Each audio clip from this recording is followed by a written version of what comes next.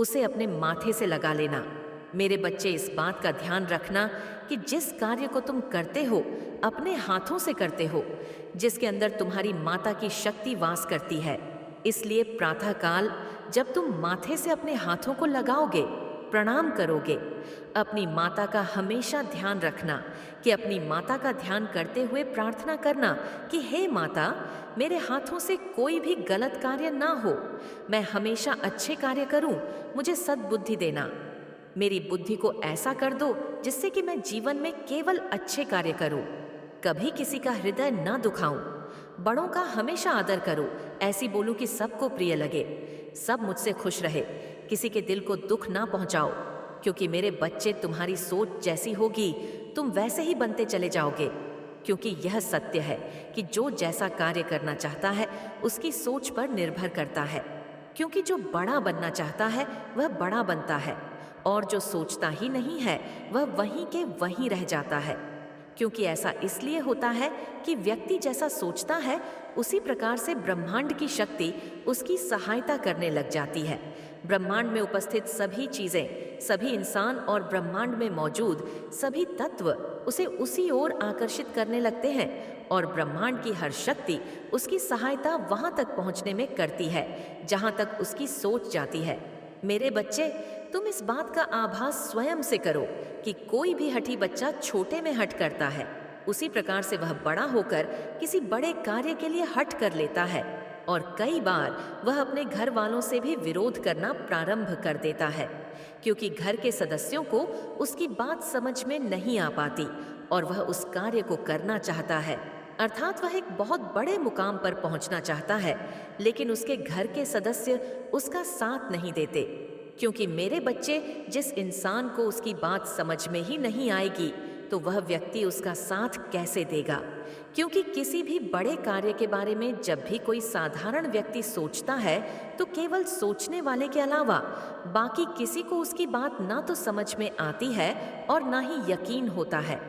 इसी प्रकार जिस प्रकार ब्रह्मांड में उपस्थित शक्ति किसी को दिखाई नहीं देती, केवल हृदय से उनको आभास किया जाता है, और ऐसा ही व्यक्ति आगे चलकर परिश्रम भी करता है।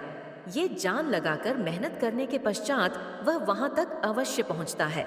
मेरे बच्चे, तुमने कई बार यह सच में देखा भी होगा कि जिद करने वाले और अपनी बात पर अटल रहने वाले कभी हारते नहीं हैं, बल्कि वह जो सोचते हैं वह करके दिखाते हैं। उनके जीवन में वैसा ही हो जाता है, और उसका मुख्य कारण है कि जब वह ऐसी सोच रखते हैं तो वह ब्रह्मांड की शक्ति को भी झुका लेते हैं, क्योंकि ब्रह्मांड भी मजबूर हो जाता है उनकी प्रार्थनाएं को सुनकर उनके उस कार्य को पूर्ण कराने में, उनका सहायक बनने में। मेरे बच्चे, वह भी चाहता है कि जो बच्चा अपने जी जान से मेहनत कर रहा है और अपने जीवन में किसी भी लक्ष्य को प्राप्त करना चाहता है, उसके लिए ब्रह्मांड की स्वीकृति उसे प्राप्त हो जाती है। अब तुम्हारे जीवन में भी ऐसा ही समय आने वाला है। जिस तरह से मिट्टी के अंदर जब बीज फूटता है और वह धरती के ऊपर की सतह से ऊपर नहीं निकलता, तब तक कोई भी व्यक्ति उस फूटे हुए अंकुर को नहीं देख पाता, लेकिन जैसे ही वह धरती के बाहर दिखाई देता है तो सभी उसे देख सकते हैं और महसूस कर सकते हैं कि सच में यहाँ पर कोई पौधा है। तब उसकी देख रेख प्रारंभ हो जाती है। मेरे बच्चे, यही ब्रह्मांड का नियम है, और यही तुम्हारे जीवन में भी होगा। जो जीवन तुम अभी जी रहे, कल प्रातः काल से तुम्हारे जीवन में एक ऐसा ही अंकुर फूटने वाला है जिसके द्वारा तुम्हें खुद संगीत बखुदा को हासिल करके ही रहोगे। क्योंकि मेरे बच्चे, यह जिद ही तो तुम्हें वहां तक पहुंचाएगी, और यह तुम्हारे अंदर उत्पन्न अवश्य होगी, क्योंकि वह समय शीघ्र ही आने वाला है। क्योंकि जब किसी का सही समय आता है तभी उस इंसान के अंदर जिद उत्पन्न होती है, क्योंकि उसका भाग्य और उसकी किस्मत साथ देने लग जाती है। क्योंकि उस इंसान के अंदर किसी को झुकाने की और अपनी हर कार्य को पूर्ण करने की शक्ति विद्यमान हो जाती है। लेकिन मेरे बच्चे, जो व्यक्ति चाहता तो बहुत कुछ करना है लेकिन डरता है, अपने हाथों को पीछे हटा लेता है और किसी भी कार्य को वह कर नहीं पाता, सोच सोच कर परेशान होता रहता है, उसे जीवन में ना तो कुछ प्राप्त हो पाता है और ना ही वह किसी भी चीज को प्राप्त कर पाता है, क्योंकि वह अंदर से बहुत ज्यादा कमजोर होता है और ऐसे में ब्रह्मांड की शक्ति भी उसका साथ नहीं दे पाती। चाहकर भी वह केवल सोचता ही रह जाता है, लेकिन कार्यों को करने के योग्य कभी नहीं हो पाता।